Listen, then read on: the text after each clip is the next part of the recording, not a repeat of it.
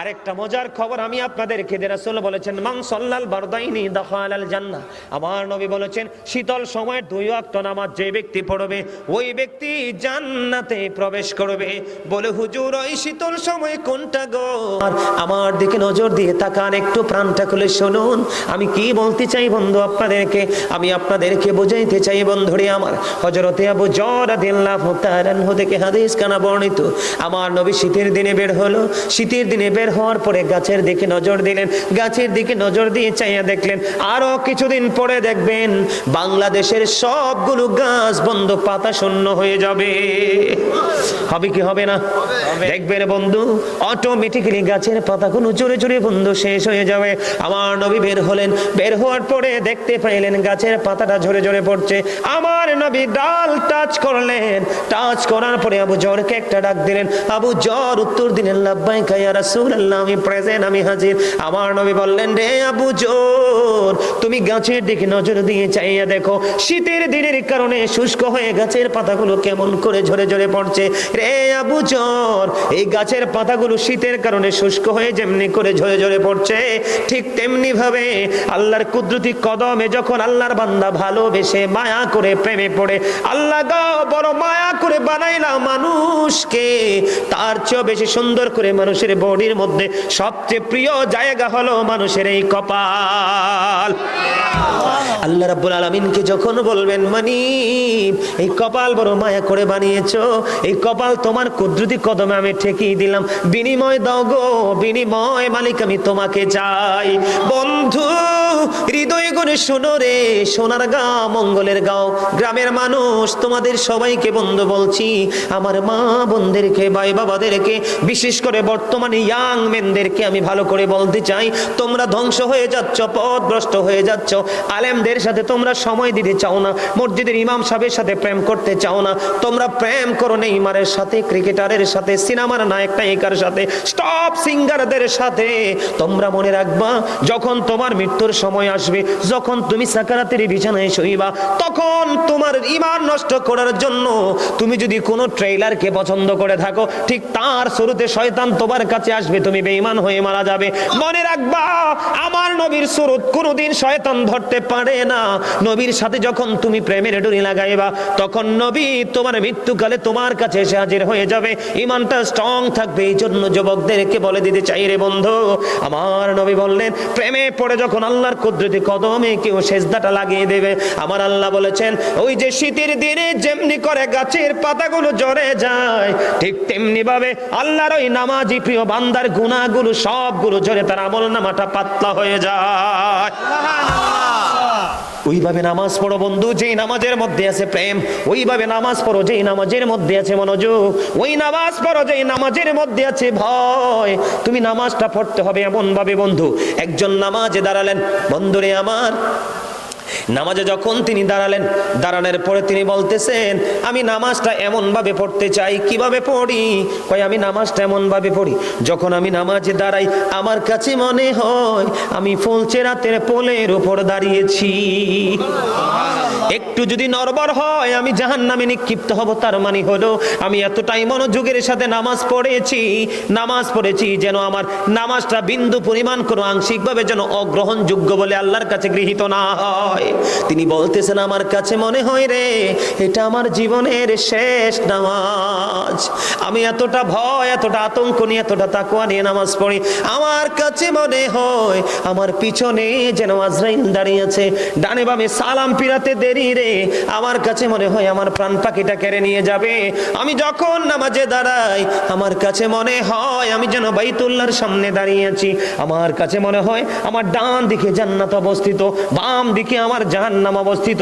এমন তাকওয়া ভয় নিয়ে নামাজে দাঁড়াই, আর ওই নামাজের জন্যই রয়েছে বড় সফলতা। জোরে জোরে বলুন না সুবহানাল্লাহ, আর জোরে বলুন সুবহানাল্লাহ। বন্ধুরে আমার নামাজটা এতটা তাকওয়ার সাথে এতটা মূল্যায়ন করে নামাজটাকে পড়তে হবে।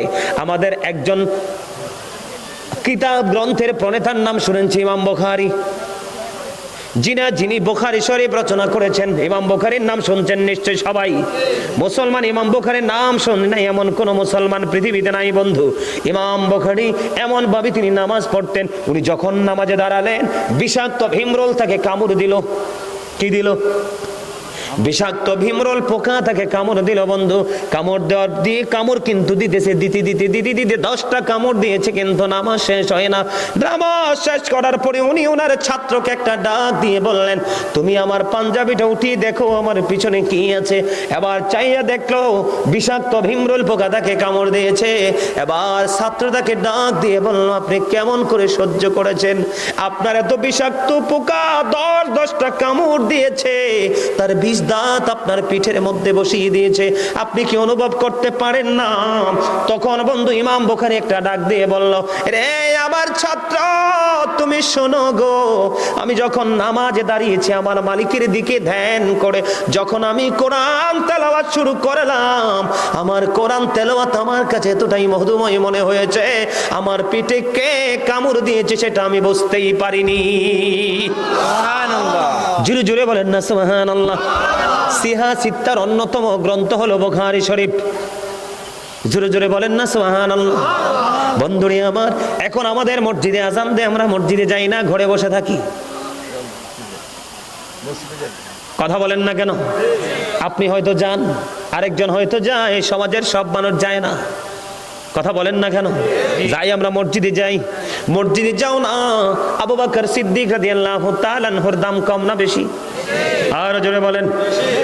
আমার নবী বলেছেন, আমি যখন দ্বীনের দাওয়াত দিতে যাইতাম, আবু বকরের মর্যাদা বোঝানোর জন্য বলছি বন্ধু, আমি যখন দ্বীনের দাওয়াত দিতে যাইতাম মানুষ সন্দেহ করতো আমি নবী কিনা, কিন্তু আমার আবু বকর যখন দ্বীনের দাওয়াত দিতে যাইতো রে, বিন্দু পরিমাণ কোনো সন্দেহ করতো না, কারণ জানতো সবাই আবু বকর সাচ্চা নবীর প্রেমিক।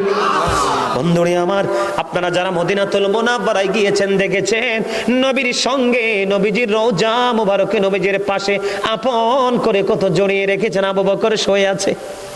ঠিক না বেঠি? বন্ধুরে আমার, হযরতে আবু বকরের জীবনী থেকে আপনাদেরকে আমি একটা তথ্য দেব বন্ধু। সেই তথ্যটা হলো, একটু মন দিয়ে শুনবেন।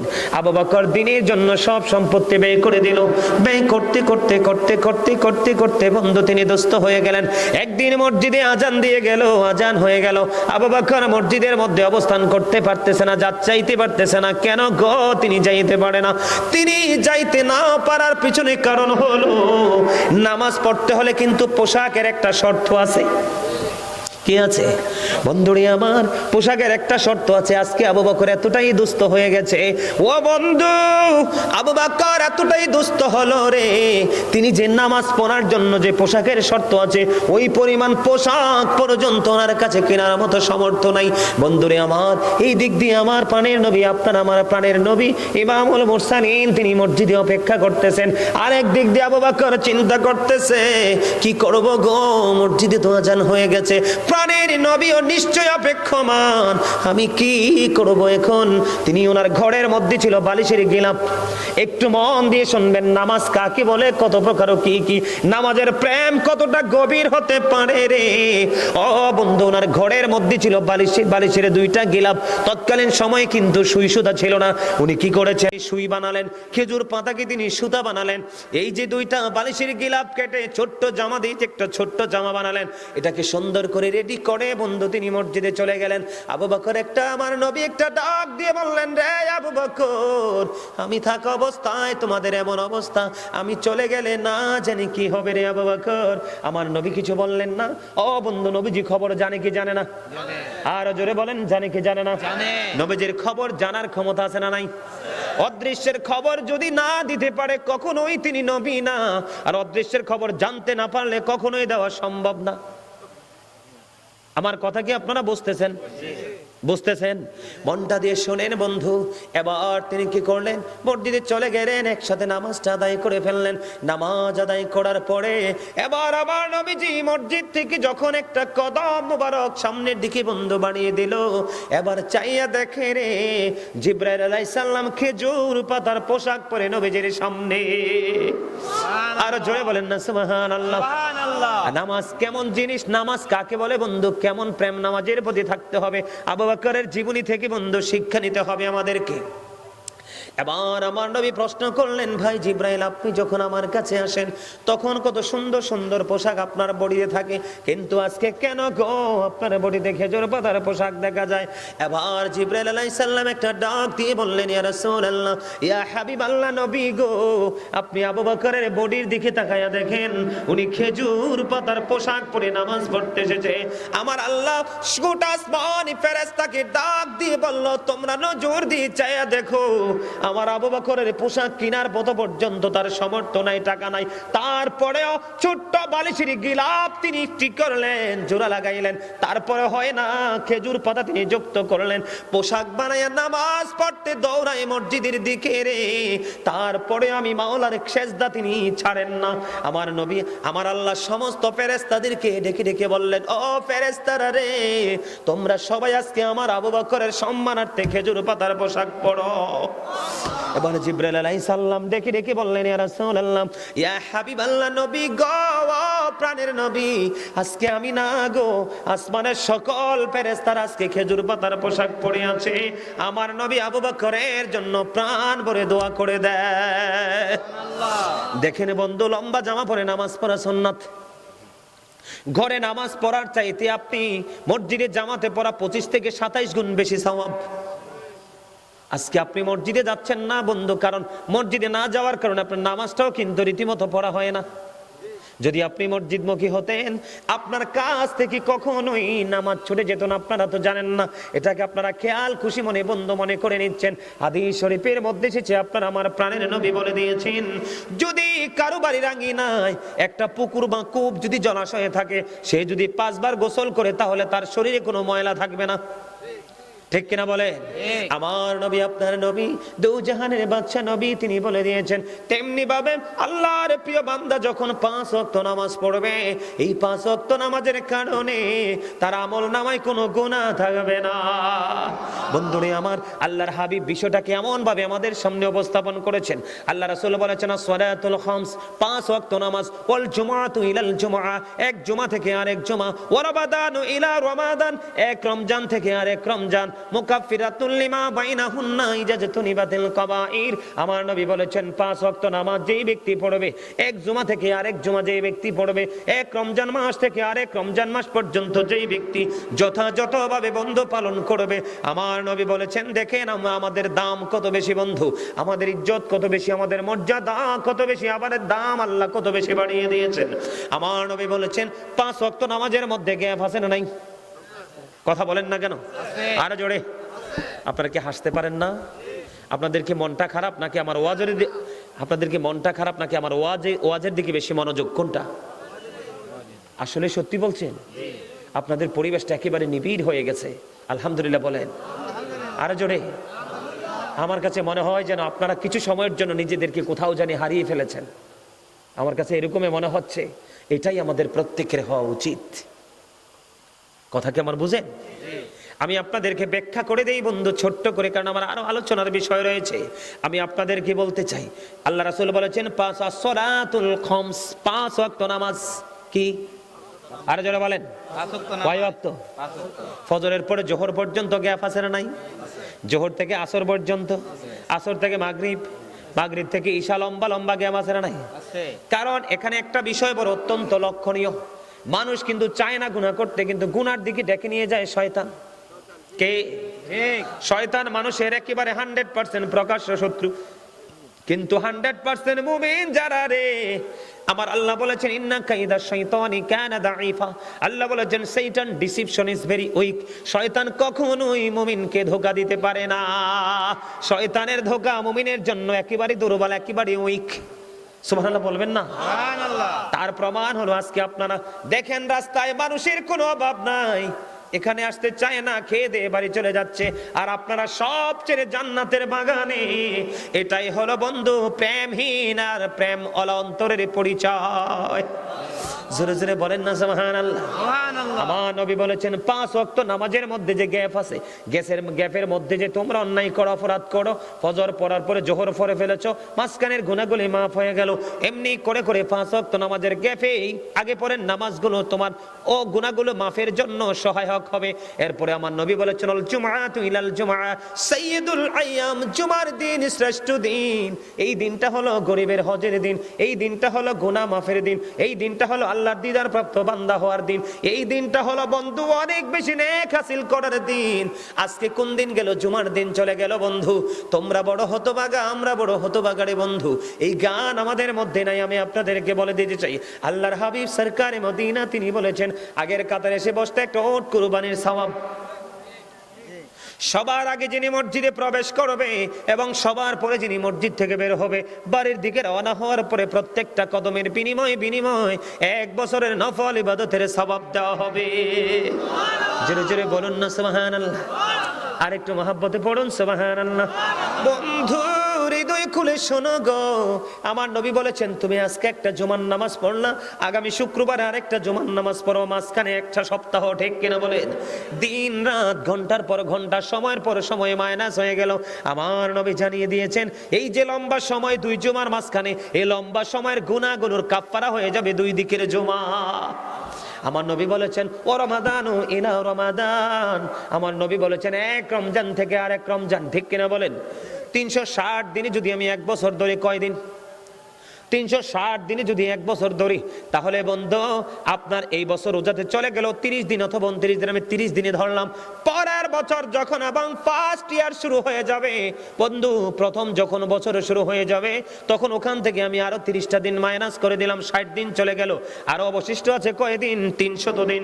বন্ধু আমার নবী বলেছেন এই বছর রমজানগুলো তুমি যথাযথভাবে রোজাগুলো রেখেছো, এর পরের বছর যথাযথভাবে রোজাগুলো রেখেছো, মাঝখানে যে 300 দিনের ডিস্টেন্স, ও বন্ধু 300 দিনের যে ডিস্টেন্স বা পার্থক্য রয়েছে, 2 দিকে রোজার কারণে তোমার গুনাহগুলো মাফ হয়ে যাবে। তবে পরে নবীজি বলেছেন মুকাফফিরাতুল লিমা বাইনাহুন্না ইজাতুনিবাতিল কাবাইর, আমার নবী বলেছেন তবে শর্ত হলো কবিরা গুনাহ থেকে বেঁচে থাকতে হবে। আওয়াজ তুলে বলেন আল্লাহু আকবার। আরেকটা মজার খবর আমি আপনাদেরকে দিয়ে, রাসূল বলেছেন মান সাল্লাল বারদাইনি দাখালাল জান্নাহ, আমার নবী বলেছেন শীতল সময় 2 ওয়াক্ত নামাজ যে ব্যক্তি পড়বে ওই ব্যক্তি জান্নাতে প্রবেশ করবে। বলে হুজুর ওই শীতল সময় কোনটা গো? ও বন্ধু একটা হলো ফজরের নামাজ, আরেকটা হলো বন্ধু আসরের নামাজ। মান তারাকা সালাতাল আসরি ফাকাদ হাবিতা আমালুহু, আমার নবী বলেছেন যেই ব্যক্তি আসরের নামাজ ছেড়ে দিল তার যেন সব আমল যেন ধ্বংস হয়ে গেল। আপনি ফজর জোহর পড়লেন, মাগরিব ইশা পড়লেন, কিন্তু আসর ছেড়ে দিলেন, আপনার সব আমল যেন বন্ধ নষ্ট হয়ে গেল। আজকে সেই নামাজ সম্পর্কে আমাদের কোনো দায়িত্ব নাই। আমাদের যে কর্তব্য আছে নামাজ পড়তে হবে, সেটাও আমরা মানি না, ঠিক কিনা বলেন? আমি আপনাদেরকে বলি আমাদের দাম কত বেশি। ঈসা রুহুল্লাহ আমাদের পড়বেন নবী, উনি বন্ধ রাস্তা দিয়ে হেঁটে হেঁটে যায়, রাস্তা দিয়ে যখন হেঁটে হেঁটে যায় হঠাৎ করে তিনি দেখতে পাইলেন একটা আশ্চর্য পাখি। পাখিটা দেখতে পাইলেন তিনি মাটির মধ্যে ধুলোবালিতে গড়াগড়ি দিচ্ছে, গড়াগড়ি দেওয়ার পরে আবার পাশে জলাশয় পানি, সেখানে এসে গোসল করছে। দেখবেন ভিজা শরীরে ময়লা এমনিও বেশি লাগে। আবার ওই পাখিটা এখান থেকে উঠে বন্ধ ধুলাবালিতে নিজেকে দোষরও করলো, একটু পরে আবার গিয়ে তিনি গোসল করলো। এমনি করে করে 5 বার বন্ধু পাখিটা নিজের শরীরটাকে ময়লা করছে। আবার তিনি কি করতেছেন? ও বন্ধু তিনি গোসল করতেছেন। ঈসা রুহুল্লাহ আশ্চর্য হয়ে গেল, ওনার ক্ষমতা আছে না নাই? উনি মরা মানুষ জিন্দা করেছে, বকরি খাওয়ার পরে লাঠির ইশারায় জিন্দা হয়েছে, কুষ্ঠ রোগীকে টাচ করেছে, ভালো হয়ে গেছে, ডেড বডি মরে পড়ে আছে, টাচ করেছে, তিনি জিন্দা হয়ে গেছে। ঈসা নবীর জীবনের কারামতির কোনো শেষ নাই, মুজিজার কোনো শেষ নাই বন্ধু। এবার তিনি চিন্তায় পড়ে গেলেন, কি রে ঘটনাটা কি রে? চিন্তা করতে করতে তিনি বিবর হয়ে গেলেন। আল্লাহ রাব্বুল আলামিন ফয়সালা পাঠিয়ে দিল, ও ফেরেশতারা জলদি করে চলে যাও, আমার নবী ঈসাকে তুমি গিয়ে জানিয়ে দাও আমার যে ঈসা ঈসা তিনি টেনশন পড়তেছে, এই দৃশ্যটা কি, এটার মানে কি? জিবরাইল এসে ঈসা রুহুল্লাহকে জানিয়ে দিলেন, নবী গো আপনার চিন্তার কোনো কারণ নেই, চিন্তার অবসান আমার মালিক করে দিয়েছেন। সেই অবসানটা কি রে? অবসানটা হলো, এটা হলো আল্লাহর প্রিয় হাবিবুল্লাহ হযরতে মুহাম্মদুর রাসূলুল্লাহ সাল্লাল্লাহু আলাইহি ওয়াসাল্লাম নবীর উম্মতের নিদর্শন। পাখি যে ধুলাবালি দূষর হচ্ছে, নিজের গাটাকে যে ময়লা করে ফেলছে, কি করে ফেলছে? নিজের শরীরটাকে ময়লা করে পড়ছে, এটি হলো পাপ। এটি কি? আর যে পুকুরের মধ্যে ডুব দিয়ে গোসল করে পরিষ্কার হয়ে গেল, এটি হলো নামাজ। কারণ এইটাই হলো আখির নবীর সিমটম। তারা সারাদিন অপরাধ করবে, নামাজে যখন সেজদা দিতে যাইবে তাদের গুনাহগুলো জড়ে যাবে, পরিষ্কার হয়ে যাবে। আবার যখন বের হয়ে যাবে, লোভ লালসায় অন্যায় করবে, আবার নামাজে দাঁড়িয়ে যাবে, তার গুনাহ মাফ হয়ে যাবে। আমার শয়তান বলল, আল্লাহর ইজ্জতের কসম করে বলছি গো উম্মত, তোমার বান্দাগুলোকে পথভ্রষ্ট করব। আল্লাহ রাব্বুল আলামিন কথা দিয়েছে, আমি আল্লাহ কথা দিলাম, আমার বান্দা মৃত্যুর পূর্বক্ষণ পর্যন্ত, যতক্ষণ পর্যন্ত ক্ষমা চাইতে থাকবে, আমি আল্লাহ ততক্ষণই ক্ষমা করতে থাকবো। জোরে জোরে বলেন না সুবহানাল্লাহ। বলে হুজুর এক একটা সিমটম হাদিস শরীফের মধ্যে এসেছে। আপনার আমার পানের নবী বলেছেন, মাছের মাথার সমপরিমাণ চোখের পানি যদি আপনার চোখ দিয়ে ঝরে পড়ে, আমার আল্লাহ ওয়াদা করেছে, আমার নবী জানিয়ে দিয়েছেন, তার জন্য জাহান্নামের আগুনটা হারাম হয়ে যাবে। বন্ধুরে আমার, তোমরা নামাজ ছেড়ে দিও না। ফজরের নামাজটা তোমরা জামাতে পড়বা, এশার নামাজটা তোমরা জামাতে পড়বা, তাহলে তোমার পুরো রাতটা ইবাদতের মধ্যে গণ্য হয়ে যাবে। কথা বুঝেন নাই? আপনি কিন্তু এশার পরে শুয়ে গেলেন, ফজর পড়লেন, ফজর পরে দিন পার করলেন, এশার পরে শুয়ে গেলেন, আপনার আমল নামায় ও বন্ধু সারা রাত নফল ইবাদতের সওয়াব দেওয়া হবে। জোরে জোরে বলেন না সুবহানাল্লাহ। এখন আপনারা তো জানেন না অপরাধটা কি হবে নামাজ না পড়লে। আমরা কিন্তু অনেকেই জানি না অপরাধটা কি হবে বন্ধু। এক ব্যক্তি ভুল করে এক মহিলাকে চুমু খাইলেন। কি করলেন? চুমু খাইলেন। একজন আরেকজনের বিবিকে চুমু খাওয়া বা বেগানা নারীকে চুমু খাওয়া অন্যায় না? এবার তিনি চুমু খাওয়ার পরে অপরাধ বোধ হলো, এবার নবীজির কাছে চলে গেলেন, ইয়া রাসূলুল্লাহ, ইয়া হাবিবাল্লাহ, নবী গো কত বড় অন্যায় করে ফেলেছি, এখান থেকে আমি মুক্তি পেতে চাই। আমার নবী সঙ্গে সঙ্গে জানিয়ে দিলেন, তুমি নামাজ পড়তে থাকো। তাহলে আপনার জীবনের গুনাহ থেকে মুক্তি পাওয়ার জন্য গুরুত্বপূর্ণ ভূমিকায় থাকে আল্লাহর কুদরতি কদমে সেজদা। কথা বলেন না আরো জোরে। আল্লাহর কাছে পছন্দের কাজ হলো বন্ধু সময় মতো নামাজ আদায় করা। কি করা? আল্লাহর কাছে পছন্দের কাজ সময় মতো নামাজ আদায় করা, মা বাবার সাথে সুন্দর ব্যবহার করা, আর দ্বীনের জন্য যুদ্ধে নিজেকে যুক্ত করা। জোরে জোরে কন্যা সুবহানাল্লাহ। আর জোরে বলেন।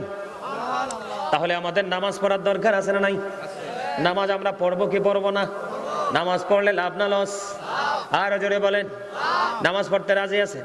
আমি ছোট্ট করে বন্ধু সংক্ষিপ্ত আকারে বলবো, কেউ যদি ইচ্ছে করে এক ওয়াক্ত নামাজ যদি কাজা করে, কয় ওয়াক্ত?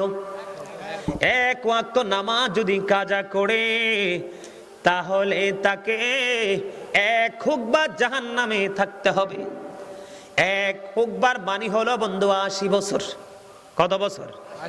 আর জোরে বলেন। 80 বছর। এই দুনিয়ার বছরের মতো না, এই পৃথিবীর বছর না, এই পার্থিব জীবনের সময় না, এটা হলো ওই যে ফিউচার বর্জকি জীবন, আখিরাতের সময়। বন্ধু ইচ্ছে করে যদি তুমি কাজা বুঝেননি, যেমন জোহরের আজান হলো, নামাজের সময় হলো, আপনি নামাজটা পড়লেন না, পরে আপনি আদায় করে নিলেন কাজা। ইচ্ছে করে যদি এরকম করে না, 80 হোক বা জাহান্নামে থাকতে হবে, এক হোক বা জাহান্নামে থাকতে হবে, তার হবে বছর হলো 80 বছর। কত বছর? বন্ধুরি আমার, এর মানে হলো কিয়ামতের একটা দিন, পরকালের একটা দিন এই পৃথিবীর 1000 দিনের সমান হবে কমপক্ষে। কত? একটা দিন এই দুনিয়ার 1000 দিনের সমান হবে। এই হিসাব করে খুঁজে মিলে গেল 2,88,00,000 বছর জাহান্নামে থাকতে হবে। জোরে জোরে কন্যা নাউজুবিল্লাহ, আরে আরো জোরে বলেন না নাউজুবিল্লাহ। এই পৃথিবীর 1000 দিনের মতো হবে কিয়ামতের হাসরের দিনের একটা দিন। শুধু ইচ্ছে করে এক ওয়াক্ত নামাজ কাজা করার কারণে শাস্তি তার জন্য বহাল থাকবে। যদি ইচ্ছে করে কেউ নামাজ ছেড়ে দেয় তাহলে সে যেন কুফরি করে ফেললো। এবার আসেন হুজুর, আমি এই বিষয় নিয়ে আর আলোচনা করবো না, ছোট্ট একটা যারা বোঝার বুঝে গেছেন অটোমেটিকলি, ঠিক কিনা বলে। এবার আসেন নামাজটা কবুল হচ্ছে না কেন? নামাজটা কবুল না হওয়ার কারণ হলো হাদিস শরীফের মধ্যে এসেছে, আল্লাহ রাব্বুল আলামিন কোরআনে বলেছেন ইন্নাল্লাহা ইউহিব্বুত তাওয়াবিন ওয়া ইউহিব্বুল মুতাহহিরিন। আল্লাহ রাব্বুল আলামিন তওবাকারী এবং যারা পবিত্র থাকে তাদেরকে ভালোবাসে। সুবহানাল্লাহ বলেন না, সুবহানাল্লাহ। আর জোরে আল্লাহ কোরআনে কি বলেছেন? কথা বলে না। নামাজ কেন কবুল হচ্ছে না? আমি আপনাদেরকে শুধু সেই দোষগুলো তুলে ধরবো সংক্ষিপ্ত আকারে। এই যে আমার চাচা যদি থাকতো এখন খুশি হতো, উনি কিন্তু রাগ করে চলে গেছেন, ঠিক কিনা বলেন? কারণ এই অন্যায়টা দেখে উনি সহ্য করতে পারে নাই, নিশ্চয় অনেক বেশি খারাপ লাগছে, ঠিক কিনা? ঠিক বন্ধুরে আমার, আমি আপনাদেরকে বুঝাই কি, আপনারা মন দিয়ে শুনবেন। একদিকে আল্লাহ বলেছেন ইন্নাল্লাহা ইউহিব্বুত তাওয়াবিন ওয়া ইউহিব্বুল মুতাহহিরিন। আল্লাহ রাব্বুল আলামিন যারা তওবা করে এবং পবিত্র থাকে তাদেরকে আল্লাহ পছন্দ করে। বন্ধুরে আমার, তওবাকারী এবং পবিত্র ব্যক্তি যারা আল্লাহ তাদেরকে পছন্দ করেন, ওই দিক দিয়ে আল্লাহর হাবিব হাদিস শরীফের মধ্যে এসেছে লা তাকবালু সালাতুম বিগাইরি তুহুর ওয়ালা সাদাকাতুম মিন গুলুল। আল্লাহ রাসূল বলেছেন পবিত্রতা ছাড়া নামাজ কবুল হয় না এবং হালাল টাকা ছাড়া দানও কবুল হয় না। বুঝো না তোমরা কথা, ঠিক না? কে বলছে কথা? আল্লাহর হাবিব।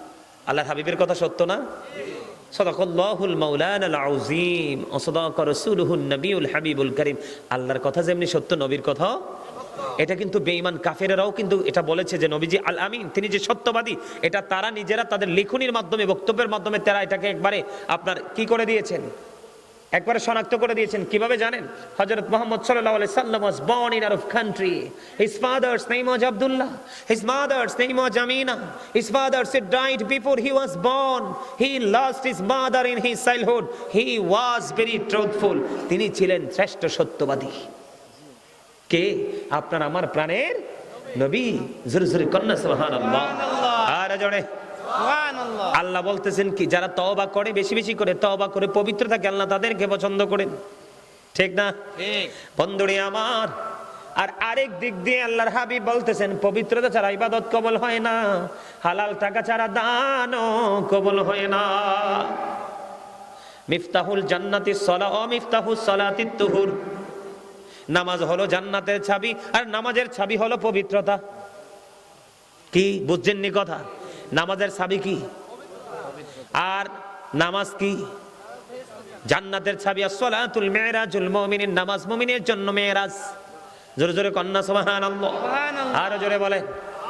এবার আসেন নামাজ কবুল না হওয়ার পিছনে অন্যতম কারণ হলো বন্ধু, সর্বপ্রথম বর্তমানে ম্যাক্সিমাম মানুষ হারাম পথে টাকা উপার্জন করে খায়। আরো ধরে কন্যা কেন? কারণ বন্ধু, যাদের বডিটা হারাম উপার্জিত খাবার দিয়ে গঠিত হয়েছে তাদের সেজদা কখনো কবুল হবে না। এখানে নোংরামি আছে না নাই? 2 নাম্বার বুখারী শরীফের মধ্যে এসেছে হাদিস খানা, আপনি 10 টাকা দিয়ে একটা জামা কিনেছেন, অথবা 100 টাকা দিয়ে, অথবা 1000 টাকা দিয়ে। 1000 টাকা দিয়ে যদি কিনেন 900 টাকা আপনার হালাল, 100 টাকা হারাম। 10 টাকা দিয়ে যদি কিনে থাকেন 9 টাকা আপনার হালাল, 1 টাকা হারাম। বন্ধুরে আমার, আমার নবী বলেছে 1 টাকা হারাম যখন তোমার 9 টাকার সাথে যুক্ত হলো, এটা হারাম হয়ে গেল। এই পোশাক পরে কিয়ামত পর্যন্ত তুমি নামাজ পড়ো রে, এই নামাজ আল্লাহর দরবারে কবুল হবে না। আওয়াজ তুলে বলুন না নাউজুবিল্লাহ।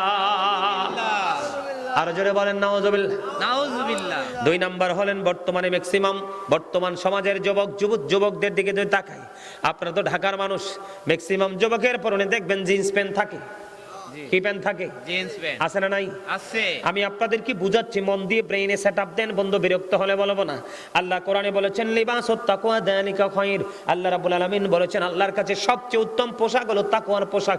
যেই পোশাকটা পুরুষের জন্য, ইমানদার পুরুষের জন্য ফরজ। এই পোশাকটা উপর দিয়ে থাকবে নাভি বরাবর অথবা নাভির উপরে, নিচের দিক দিয়ে থাকবে টাকনোর উপরে। বলে হুজুর এখন যদি আমি নাভির নিচে পড়ি, আপনি ফরজ তরক করেছেন। আল্লাহ রাস্তা দেখিয়ে দেখাইছে একটা, আপনি নিজের রাস্তা তৈরি করেছেন আর একটা। ঠিক কথা কি আমার বুঝে আসে? আর নিচে দিয়ে আপনি টাকনুর উপরে রাখতে হবে, নিচে যাওয়া যাবে না। বুখারী শরীফের মধ্যে সে যে হাদিস খানা, যিনি অহংকার করে করে টাকনুর নিচে ঝুলিয়ে ঝুলিয়ে পোশাক পরবে তার ঠিকানা জাহান্নাম। আল্লাহ ডাজন্ট লাইক দ্য প্রাউড, আল্লাহ অহংকারীকে পছন্দ করে না, ঠিক কিনা বলেন? ইন্নাহু লা ইউহিব্বুল মুস্তাকবিরিন। আল্লাহু আকবার। আল্লাহ অহংকারীকে পছন্দ করেন না। কি করেন না? কথা বুঝে নেবেন কিন্তু, আমার কথা কি বোঝেন? তিন শ্রেণীর মানুষকে হাসরের দিন আল্লাহ ক্ষমা করবে না। এক শ্রেণীর মানুষ হলো লুঙ্গি, প্যান্ট, পায়জামা, ট্রাউজার যেটাই পরেন না কেন, যদি বন্ধু টাকনোর নিচে ঝুলানো থাকে, ওই মানুষকে আল্লাহ রাব্বুল আলামিন কাল হাসরের দিন ক্ষমা করবে না, তারকে আল্লাহ রাব্বুল আলামিন দয়া করবে না। দুই নাম্বার হলো যারা ব্যবসার মাধ্যমে অর্থ উপার্জন করে মানুষকে ঠকায়, বন্ধু তার ক্লায়েন্টকে ঠকায় তার জন্য। তিন নাম্বার হলো যেই মানুষ বিপদে পড়লে উপকার করে, সুযোগ পাইলে খোটা দেয়। এটা একটা হাদিস শরীফ। এই জন্য বন্ধু বলছি, তুমি যে নামাজ পড়ছো নাবির নিচে, গতকালকে যখন আমরা ওই যে কোথায় যে বলছিলাম মেঘালয়ের দিকে রওনা দিলাম, ময়মনসিংহ দিয়ে শেরপুর দিয়ে, একেবারে মেঘালয় বর্ডারের কাছাকাছি প্রোগ্রাম করে আসলাম। হঠাৎ করে দেখলাম একটা ছেলে তার গাড়িটাকে ক্লিন করতেছে। বিশ্বাস করেন আমার চোখ দুইটো লজ্জিত হয়ে গেছে। সেই শয়ে বন্ধু গাড়িটা ক্লিন করতেছে, তার পিছনের দিক দিয়ে 100% লজ্জাস্থানটা দেখা গিয়েছে। আমি লজ্জায় কিন্তু কোনো কিছু বলিনি, চোখগুলোকে অন্যদিকে ঘুরিয়ে নিয়েছে। এখানে দাঁড়িয়ে দাঁড়িয়ে কিসের কথা? এই এটা কি কথার জায়গায়? তোমরা এখানে দাঁড়ায় দাঁড়িয়ে কথা বলছো কেন? যাও ওইদিকে যাও, বিরানির সময় এসে নিয়ে যাইও।